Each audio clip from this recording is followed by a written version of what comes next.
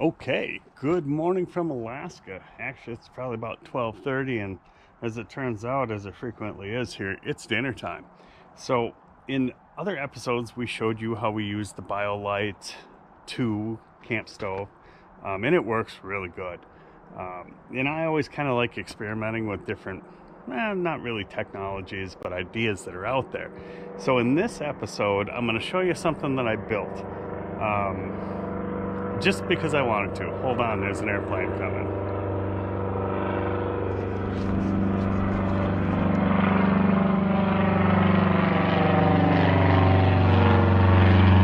Okay, he's probably taking moose hunters out into the field right now. It's kind of neat, but in any case, getting back to what I was talking about, I wanted to build something that, yeah, I know other people have done it, but not everybody has one. So here it is.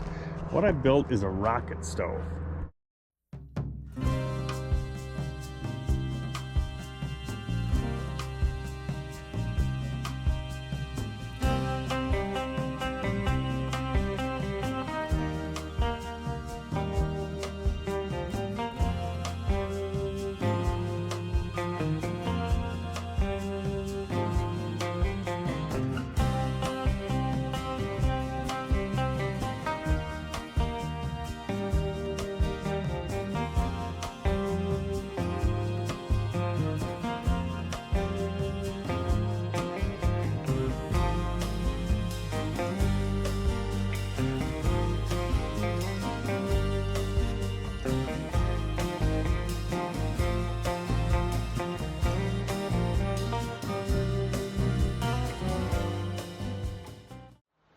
Come join us out here.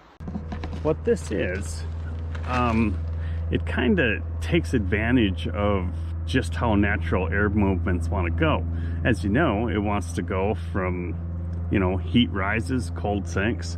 So the way this little stove works is that inside of here, I don't know if you can see that, but there's some metal grate in there so that it doesn't fall through. And what you do is your wood goes in here, okay, and as it's burning, that actually self-feeds itself into there because of the angle that this is at. Now your air control is right here, okay, and that's strictly for air. I did a spring-loaded bolt on there, so it'll move, but it keeps it tight and it won't lock up.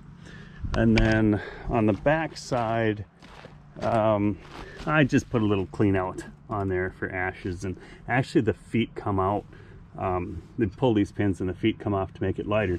However, that really isn't enough because I built this way too heavy. It's supposed to be mobile, and it is, but it weighs probably, I don't know, 25 pounds. Not something you probably want to throw in a backpack.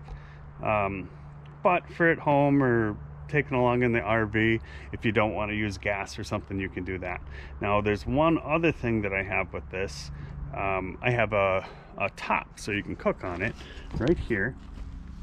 So this top goes in here like so, and it has a pin on the back side so that you can adjust the height. So if you got a crazy flame coming out, then you can move your food or whatever it is you're cooking a little bit higher. Now this works kind of on the same principles of the little BioLite stove. The difference here is the BioLite stove, it uses the battery to force air into it, okay? So it's forcing it through those little holes, making the vortex and making it burn the wood vapors more than the wood.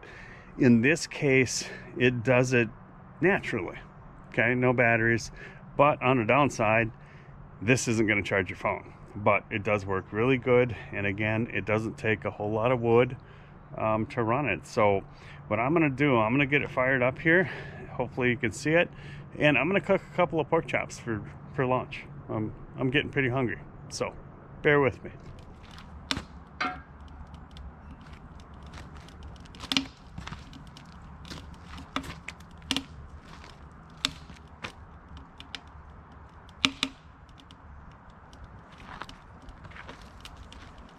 Using a little bit of grapeseed oil in there. In these cast iron pans, one of the keys to getting a good a good season on them is to use a high temperature oil. You don't use vegetable oil or butter or anything like that. You use a high temp oil, meaning that it has to get to a much higher temperature before it burns off. Like any stove, it takes a little bit to get it up to temp, especially since I made it way too thick, way too heavy of a gauge of steel, but I'll show you here. Okay, there you can see the fire shooting out. And it's, you know, it's not forced air, but it's designed to draft extremely efficiently. And then, yeah, the wood will just kind of self-feed it. I mean, I tend it anyway, just to be sure, but yeah, it works.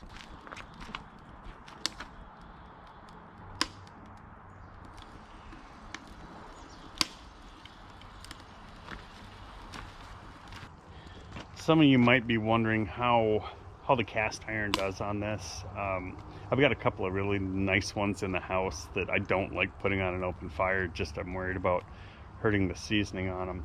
This is a Lodge cast iron pan. Not my favorite. Absolutely not. The ones that are 80, 90, 100 years old, the Griswolds, and the other one that starts with a W, they actually weigh about half as much as this pan. They're much better, much nicer. In this one, Lodge decided to purposely make a rough finish inside, thinking that it would help with the seasoning of the pan, and I didn't like it at all. I couldn't get a good season on it, and I still haven't been able to perfect it on this. I actually ground it all down and made the inside of the pan smooth, and then have been working on seasoning it, not really dedicating myself to it, but I don't like this pan, so that's why it's out there in a nutshell. But as you can see, it is sizzling away, so it works. Okay, a couple things to show you here. Get down here, if you can see that close, you can see the flame shooting out there. I mean, right against the bottom of the pan. Works just slick. I'll show you in here quick. There you go. She's burning, and I like it a little better with this door closed. It seems like it forces it to draft a little better. Not sure. It works either way. And today on Alaska Cut the Cord, we're doing some pork chops, and here's what I'm using for seasoning. Don't know if you've ever used that before. Really good on pork chops. Yeah, it's good stuff. So, yeah, and we are just about done. They're looking really good here. Take a moment, flip them. Oh yeah.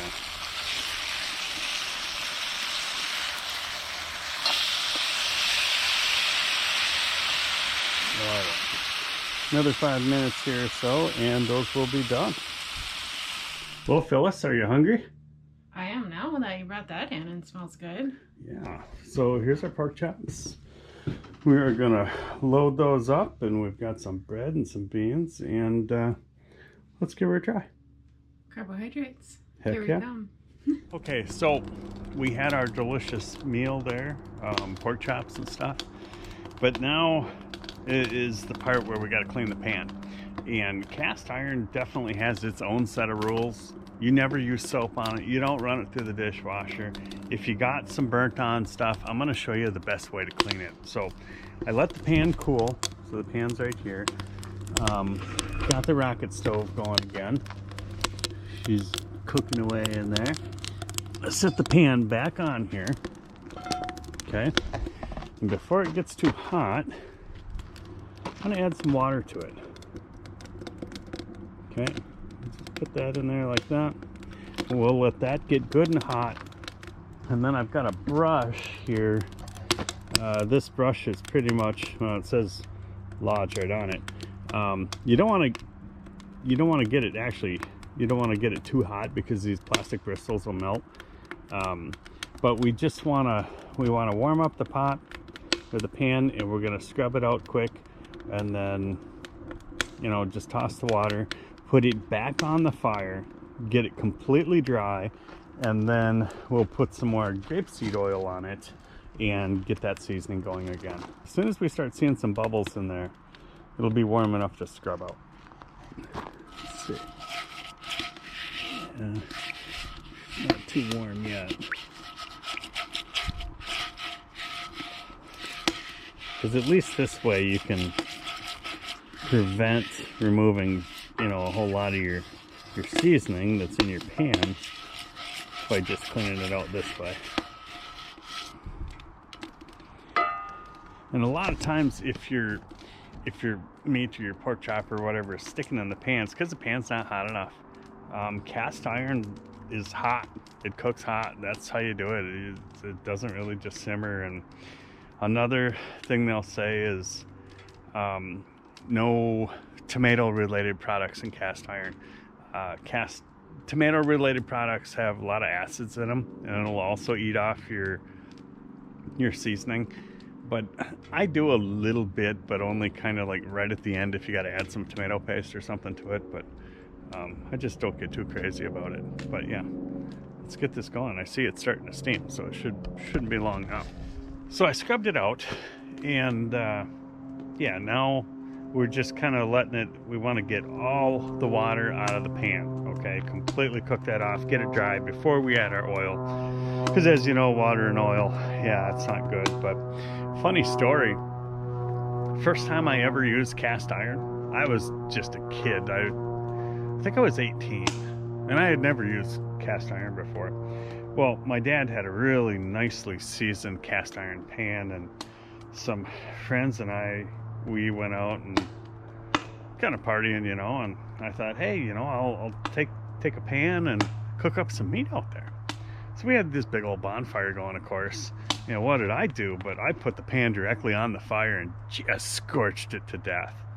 Brought it back. Wow, was he mad at me. Said, you ruined the pan. I had no idea what seasoning is. But yeah, don't throw it directly in the fire, or you won't have to worry about seasoning. You'll be starting over again. But yeah, we'll get this going, and I'll show you what happens when I put the oil in there. Okay, so now that we got our pan cleaned and dry, I know it looks like junk, but that's because it's a lodge. Now we put in a little bit of high temp oil again. I believe, oh, hold on, we have another plane.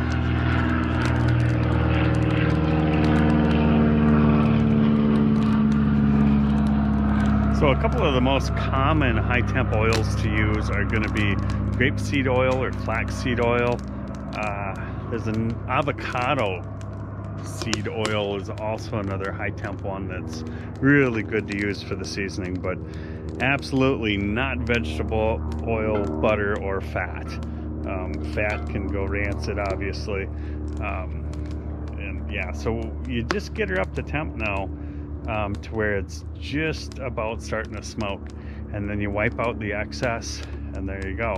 I watched a YouTube video once where the guy said the best way to really get a seasoning going on a pan is to deep fry something in it, fish or potatoes or anything like that, because it's bathed in oil and it really gets in the pores of the metal. So other than that, I'll get this done, wipe her out, and we're done. So I hope you enjoyed this, and any questions or comments, throw them in the thing down below, and make sure you like and subscribe. It really any bit of help we can get to get this off the ground, and every little bit helps. So we appreciate you, and we hope you appreciate what we're doing. Today what we are working on is we are going to be putting together a plow for the side-by-side.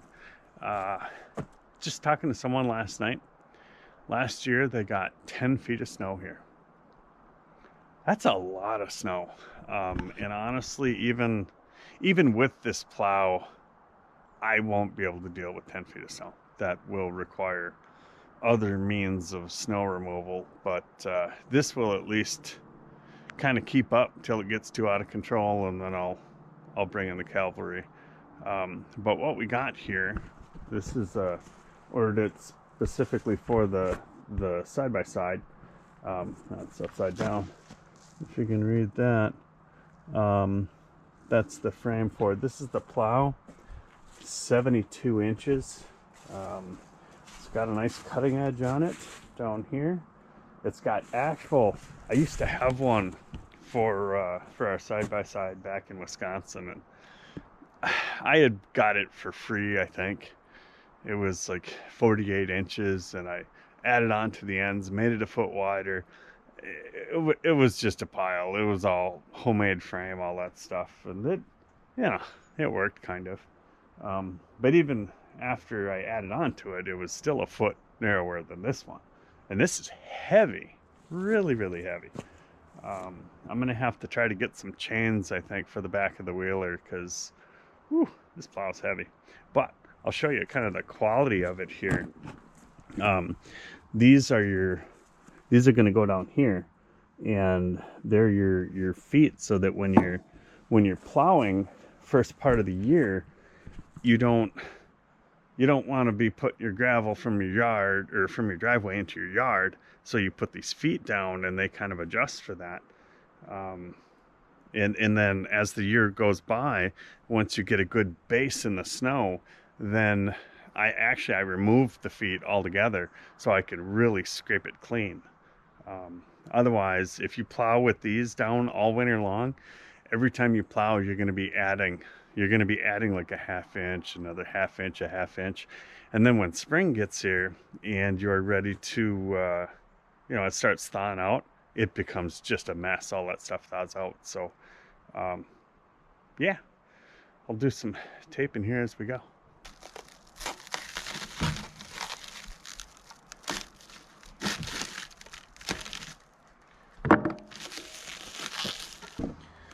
Oh, that's pretty nice. Man, that is heavy duty. Holy smokes. Really heavy duty. Okay, so there's the frame. Let's see what we got here. Hardware. Springs. And some kind of plate. Pins. Those should be the mounting pins, I think. Wow. Bunch of smaller hardware here. I don't quite understand how that works at all. Does that fit in there? Oh, it does. I think that's where that goes. Gonna have to read the instructions here, I think. I'm going to look at some instructions here, and I will be back. Okay, well, this seems pretty straightforward. Kind of weird here. It's all, the Kawasaki is obviously Japanese, but all the hardware is actually standard. As you can see here, it's a real tight space to get in there, especially this nut here. So you gotta kind of get the nut in there and screw the bolt into the nut. At least they were good enough to include nylock nuts.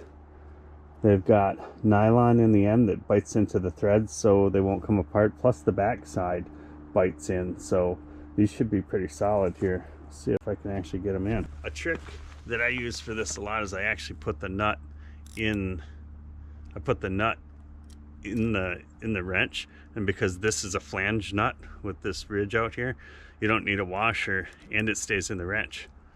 So we're gonna fit that in there, and then hopefully, except my wrench is too fat and it's not gonna work.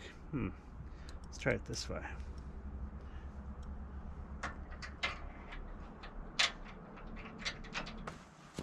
One thing that I noticed it's a little weird being up here is that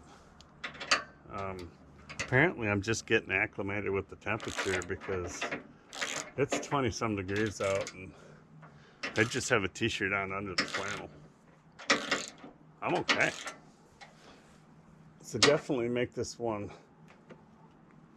you better go man tight on that, or farmer tight as we used to call it. They got different configurations on this, so you can raise it and lower it as you need. I'm gonna put both rubber spacers on the bottom so that the plow is as high off the ground as I can get it.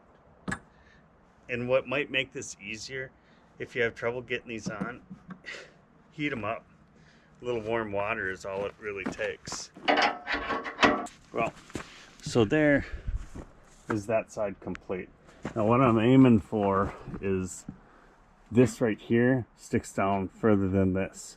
So that first time you plow, it's actually going to leave a little bit of snow, but hopefully it doesn't catch quite as many rocks. So I will go ahead and do the other side. So here's a cool little feature on this plow. You can see I'm installing this flap right now.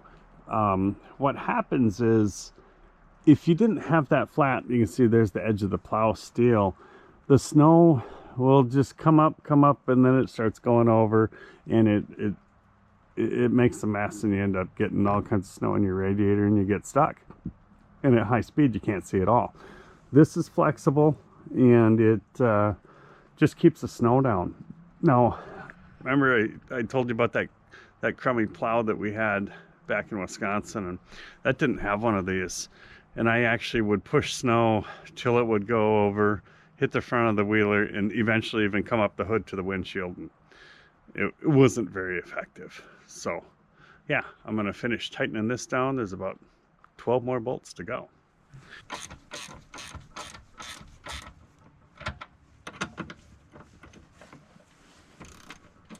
You got to make sure that these bolts go in from the bottom too, not from the top. They're a carriage bolt, so they got a square shank on them that matches the square hole. If you go in from the top, there'll be nothing to hold the bolt, and it'll just spin. I'll show you what I mean here. They're just like these, where they, you know, it's a round head, but it has a square shank on it that goes through a square hole, so you can just put it in and then tighten the nut. And this is your cutting edge on the plow, and this one's reversible because they do wear out. And usually this stuff is made out of like a AR 500. That's an abrasion resistant material that they make plow parts out of. They use them all the time, but you can't drill a hole in it. You can't do anything. It's that hard. It'll just wreck your bit.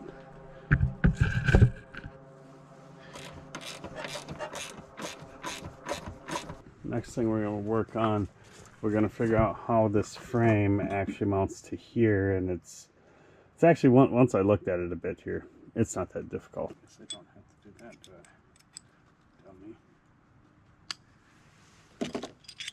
that, okay, so now what I'm doing is I'm putting these bolts in here. You can see I got a pattern on it. This sets the pitch of your blade, whether it's tilted forward or tilted back. And you don't want it tilted back too far, because that pushes this out, and then it really has a tendency to want to dig and get under it'll grab the dirt and the rocks too much. So you can't really set it for sure until you've got it on the wheeler. You know, depending on the height of your wheeler, you might want to change that. So I'm just putting them in for the time being here, so I got them. That way when your plow trips, it comes back to that same point too.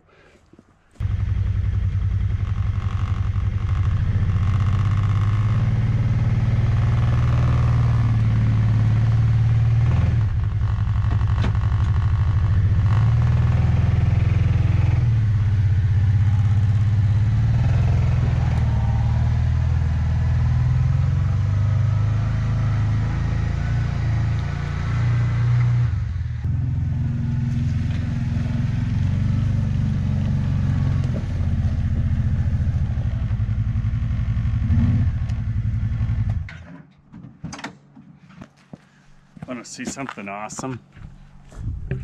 So we took it wheeling up in Hatcher's Pass. I don't know, it was one of the 750 billion rocks that we hit, but this is what happened on the first ride. Yeah, that's my skid plate. That's awesome, isn't it? All bent to heck. And I'm sure the bolt is sheared right off. I don't know. I guess I'll see what the mount looks like. If I don't need this, I'm just going to throw it in the trash, because it obviously didn't work very good. So now we got to figure out how this mounts. This is insanely heavy duty, okay? I will say everything on this KFI plow thing, it seems just amazing. The only thing I'm not that impressed with so far is the instructions for mounting this.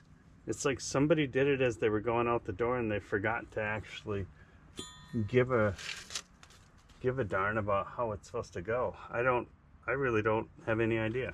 So I don't know. I guess let's lay under here and try to figure it out.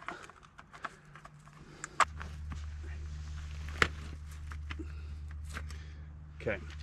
Apparently to do this, I gotta remove the skid plate, I'm guessing, because I don't see how it works with that on there. So we're going to remove that. See, they don't say anything in the instructions about A, removing that chintzy skid plate, or B, or that smash guard in the front. And then there's a skid plate underneath here. So let me try to show you what I'm doing here. This was like this. This is like looking at the bottom of the machine right now. And this one bolt had been sheared off, or maybe it was, yeah, it was that one over there. And then this is your skid plate, which that's another thing I really like about the Kawasaki's is their plastic skid plates. I know steel should seem stronger, but you won't get hung up on rocks so much with this stuff. It'll flex and it'll give out of the way. And as you can see, that Hatcher's Pass ride, I used it a lot. Look at that. That's just ground right to pieces, all scraped up here. So if it weren't for the skid plate, it would be grinding on the frame and breaking stuff. So that's why that stuff is important, but we're not gonna use it anymore. We're gonna be putting this plow mount on, and that's gonna just stay bolted to the machine. But it wasn't making any sense. They give you this, well, what is this? But I realized that these two pinch nuts in here, they match that bolt pattern. And then up here, this is like the winch could either be mounted up high or mounted down here. I would always put it up here. Otherwise, it's always underwater and in the mud.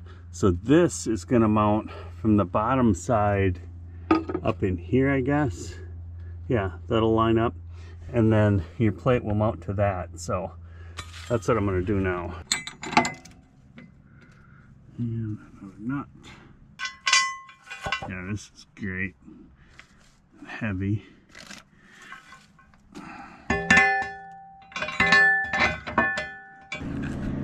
The back part of the mount is going to use these over the frame, I guess. And then some longer bolts here. We're going to have lock washers on these too. Well, why don't you just go in there? It's always best when you're doing this if you can lay on some giant rocks. I always like doing that. Everyone asks, how tight should I go when I'm locking stuff down like this? And what I tell them is that you tighten it just until the thread strip and then back off a half a turn. I can't feel my hands. No.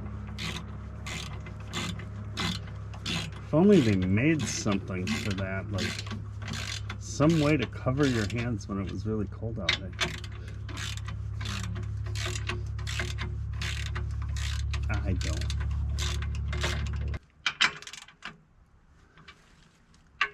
Everything's tightened to 10 million foot-pounds. Should be good. Almost ready to mount that plow there, Mama. Yep. And then all we got to do is pray for snow. No. No, we're not doing that, are we? No. Like I said, last year they got 10 feet here. That's just plain depressing. What? Don't leave. Oh, there's no leaving. I'm going to get some gloves, you know, those things to cover your hands. Oh, that new invention. Hopefully there's no yelling or pain involved with this. At least it's not heavy. Right. And then make sure you pinch your fingers on the ground.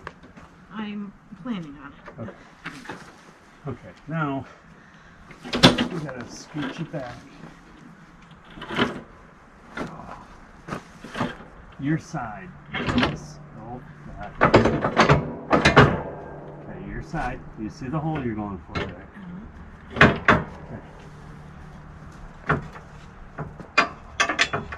I'm gonna have to get that pulley thing though, because what the pulley does is it brings the pulley to somewhere here, and then I haven't tried this.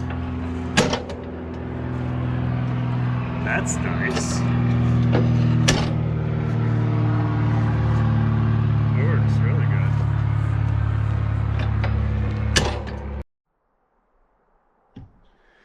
Okay. Just I'll do a little wrap up here on the KFI open trail plow that we put on the Teryx 850.